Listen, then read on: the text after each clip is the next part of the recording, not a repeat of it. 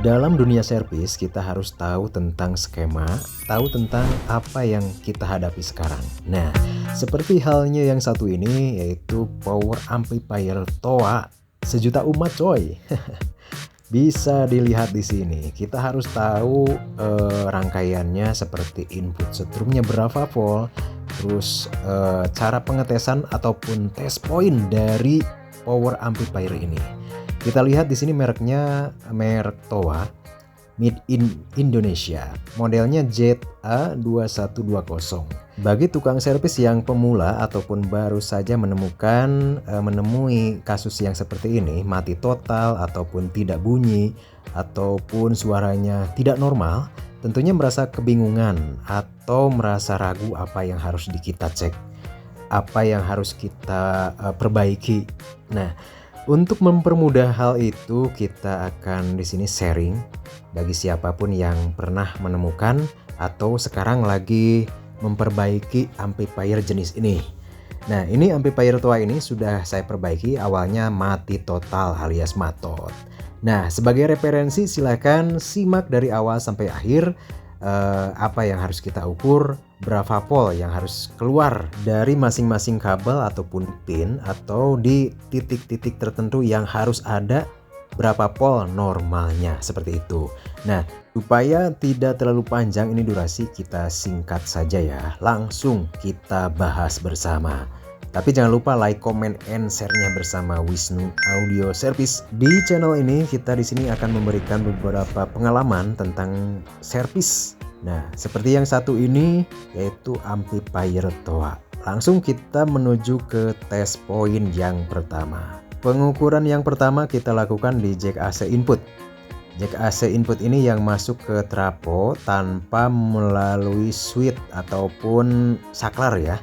Karena jenis TOA ini dari AC input 220 PLN masuk langsung ke sini ke trafo 220 inputnya, tidak melalui switch saklar di depan ya. Setelah cek kabel, kita cek juga sikring. Di sini ada sikring berupa sikring kaca di sini. Nah, jangan sampai terlihat putus, harus benar-benar diukur, apalagi kalau dalam keadaan mati total. Karena mati total itu yang pertama yang harus kita ukur yaitu kabel. Sikring juga harus dicek menggunakan apometer ya, di skala meter ataupun skala buzzer. Baik itu yang analog ataupun digital seperti ini, mau yang murah ataupun mahal sama saja, yang penting fungsinya coy. Kita nggak peduli alatnya, yang penting fungsinya sama. Nah, kita ukur yang pertama, kita bahas nih. AC input 220 ini masuk ke kabel biru dan coklat. Kabel ini langsung dari jack AC tanpa saklar ya, langsung input ke 220 dari trafo ini. Power supply-nya kita lihat di sini ada blue dan brown alias biru dan coklat. Tandanya input 220 sampai 220 volt. Dan untuk tegangan outputnya 26 volt 9 ampere nih. 26 volt 9 ampere. Outputnya menggunakan kabel 2 buah ke sini warna putih. Ini harus ada voltasenya 26 volt sebelum dikonversi oleh ini nih.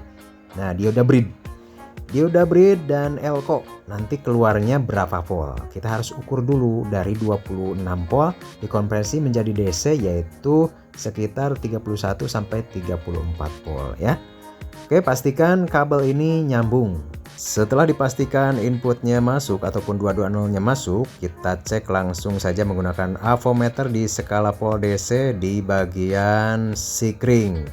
Sikring ini nih coy, kita colokan dulu. Kita cek di bagian sikring 15 ampere. Nah, di sini ada sikring. Coba kita lihat. Nah, ini sikring. Kita ukur. Probe hitam kita tempel di heatsink ya, atau di bodinya, di casing. Nah, terukur 34 volt DC di bagian plus, yaitu melalui sikring 15 ampere.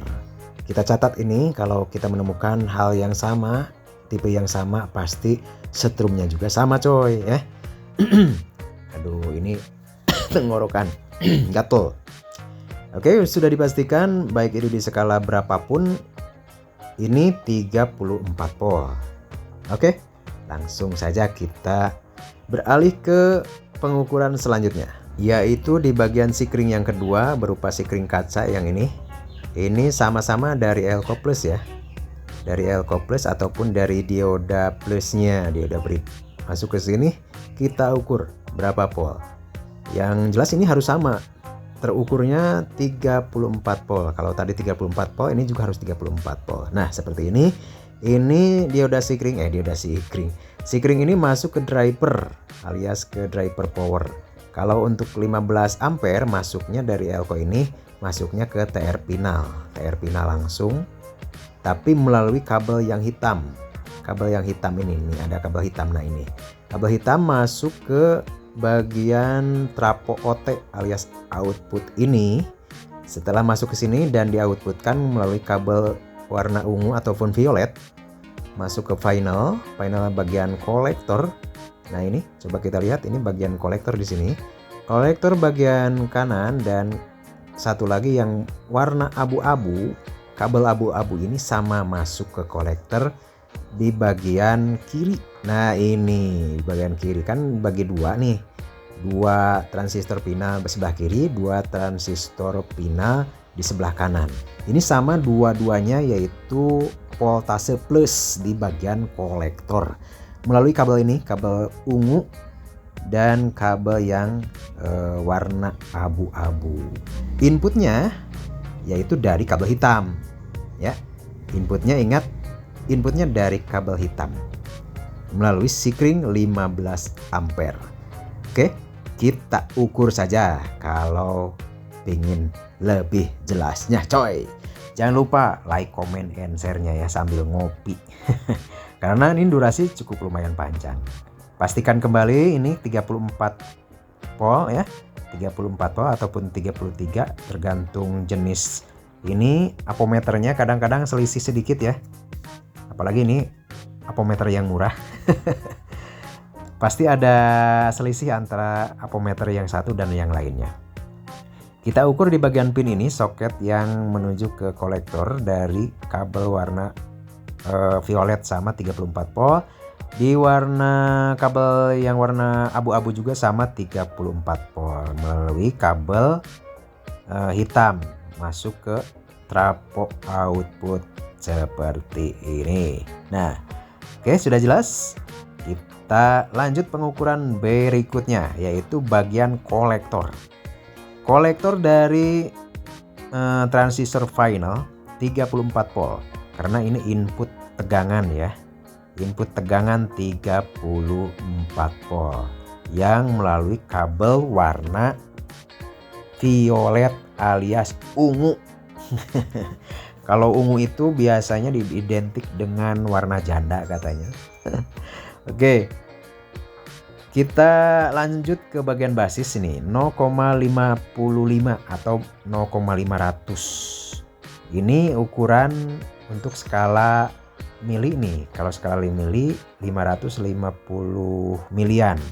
Kalau tegangan normal pabrikan 0,600 volt di sini. Kalau pabrikan, kalau saya ini sengaja saya turunkan menjadi 0,500. Kenapa demikian? Supaya tidak terlalu panas dan lebih awet menurut pengalaman saya.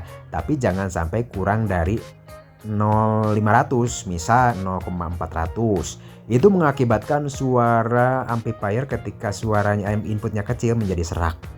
Bisa diatur di sini biasanya nih, ada variabel, ada PR. Di sini putar ke kanan untuk menambahkan basis. Tegangan bias di basis ini di TR pinal. Ke kanan menambah, ke kiri mengurangi. Lakukan setting adjustment itu dengan cara hati-hati. Secara bertahap, jangan sampai gegabah. Karena kenaikan voltase berlebihan, misal jadi 1 volt, ini bisa TR ini bisa langsung mati loh sahabat. Bisa langsung koid. Jangan sampai gegabah, yang jelas kita tetap harus hati-hati. Berikutnya ada kabel kuning dan putih. Ini dari mana kabelnya? Dari ini trapo OT juga. Kita ukur di sini berapa volt yang keluar di skala berapa? Nah, kita lihat coy.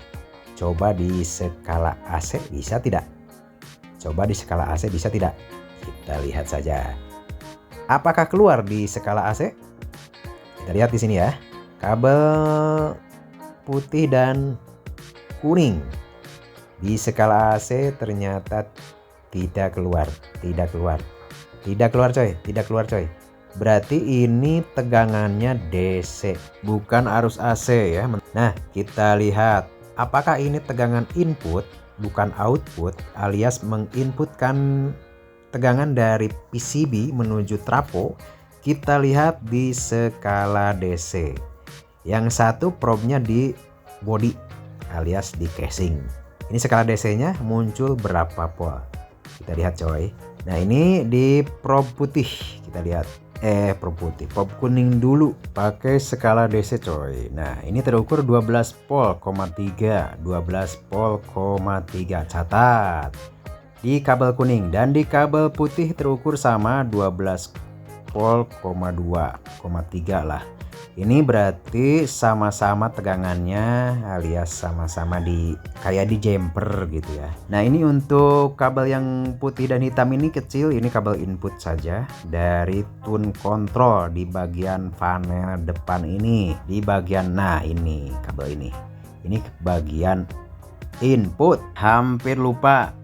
Emang lupa, udah kelewat tadi ya. Seharusnya kita ukur dulu tegangan dari yang 26 volt tadi. Dari trafo ini inputnya 26 volt AC, dan kita ukur di bagian kabel warna putih untuk membuktikan bahwa tegangan AC dari trafo itu masuk ke PCB. Tadi belum kita ukur ya, langsung saja ke PCB tadi ya. Tapi nggak apa-apa, yang jelas kita akan bahas semuanya. Nah, ini kita skala AC di ampermeternya, di skala AC dulu di 750 atau di berapa, yang jelas di atas dari voltase yang akan kita ukur. Apakah betul sekitar 26 volt, selisih sedikit nggak apa-apa, itu yang namanya toleransi. Nah, ini 27 volt terukur di sini, 27 volt, ada bonus 1. Ini dipengaruhi juga dari tegangan input. Tegangan input 220. Kalau lebih dari 220, maka tegangan ini, tegangan AC ke PCB ke PSU-nya akan bertambah dari seharusnya 26 volt bisa juga 28 volt. Tergantung inputnya. Makanya hati-hati kalau mempunyai tegangan PLN yang naik turun. Sebaiknya kalau ingin lebih awet, ini peralatan elektronik sebaiknya menggunakan stabilizer biar tegangannya relatif standar stabil di 220, sehingga komponen komponen-komponen yang ada di dalam ini amplifier akan lebih awet. Beda dengan halnya yang suka tegangannya naik turun, itu dapat merusak, apalagi pemakaian yang tidak normal alias di luar aturan, main kenceng-kenceng aja, main gas-gas aja, yang penting kenceng, gak taunya ini amplifier sudah klip. Mungkin cukup yang kita sampaikan kali ini, dan kalau ada kekurangan dan sesuatu yang salah mohon dikoreksi. Silahkan komen and like, comment and share-nya di sini di Wisnu Audio Channel. Semoga bermanfaat. Jangan lupa untuk menyimak tutorial berikutnya. Wassalamualaikum warahmatullahi wabarakatuh.